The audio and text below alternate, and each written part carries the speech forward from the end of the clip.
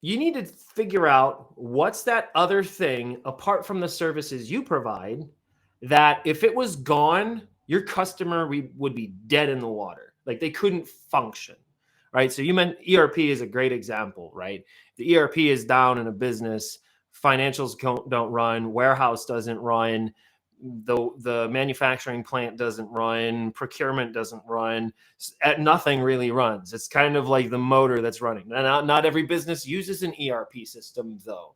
So if you've got a big chunk of your base is manufacturing, logistics, distribution, figuring out who the partner of record is that sold them Sage, Acumatica, Dynamics, NetSuite, Infor, Epicor, whatever, who sold them the license, they very likely also helped with the configuration, implementation, and the support of that system.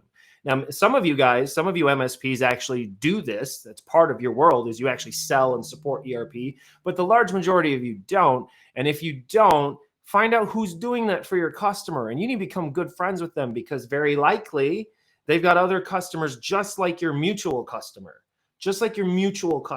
because very, very rarely does an ERP provider just have like one or two clients. They're going to have kind of a patchwork quilt of manufacturing and logistics folks, probably construction, maybe across their region or whatnot. So that's one example. Another example would be if you got customers who are law firms, right? Figure out what the practice management software is that they're using, right? There's, if you're like, oh, I've never heard of that. Well, then you really need to go talk to your customers because pretty much every law firm is going to use, and any law firm of significance is probably using a practice management software.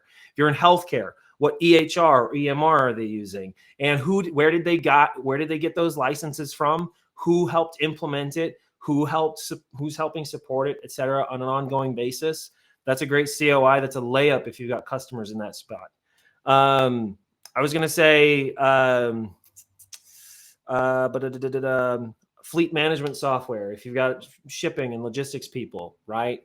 Network cabling guys. I know a lot of you guys have good relationships with those project-oriented technology folks. I just had a conversation last week with a gentleman who's like, yeah, we get asked by our customers all the time if we'll take over the IT management. And we say no, because they think it's all the same. They think laying cables and plugging in servers and setting up a data center is the exact same as providing ongoing support. We don't do that. So we like to refer that to MSPs. Those are just a few examples. Once again, you need to do some soul searching. And if you don't know, you have customers, ask them. Like, that's not hard. You get some face time with your top 5 clients that are like rock star customers that if you had 20 more of them next year, it would totally change your business. You really need to get obsessive about who else has influence with my customer, because if you can find that out, you can replicate what you have there across the industry. All right. So